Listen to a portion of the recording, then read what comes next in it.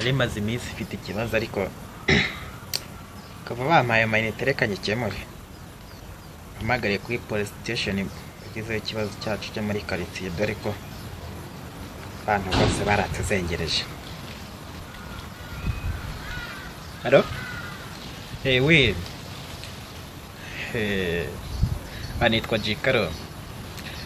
Hano muri quartier yacu hari ikibazo gikomeye cyane kandi mbona abandi batacyitayeho, ariko buriya giye bitewe n'ukuntu kimbabaje nshaka kukibagezaho, ushaka ukuntu mwagikemura.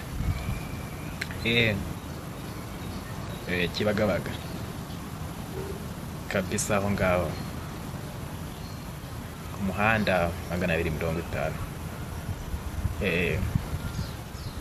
Ikibazo mfite rero ni urusaku rwa nijoro, imbwa zihanahana zigatuma abantu batisinzirira. Zaratuzengereje kabisa.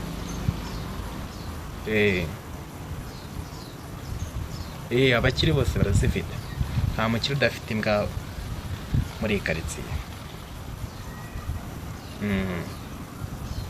Nyine urumva ngende umusekirite, urumva nyine ziri kunsakuriza, ntabwo bituma nyine ntakora umutekano neza, bituma niyo umuntu ashatse kwiyongeka ntabwo bishoboka. Okay, murakoze. Mugiye kunyereza ubutumwa bw'ibisobanuro byabyo? Okay, ntarebe mbwohereze mbusome.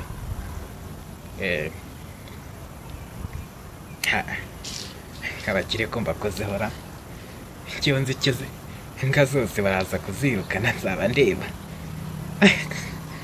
Ibipangu bizarindwa n'abandeze.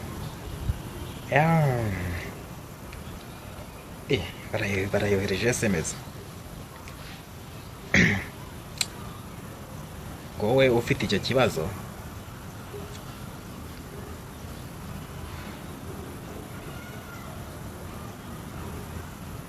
abantu bose bahaye gute? Ngo nimbohereze namba z'imbwa ngo ikibazo bagikurikirane? Gusa ndakuraho namba z'imbwa koko?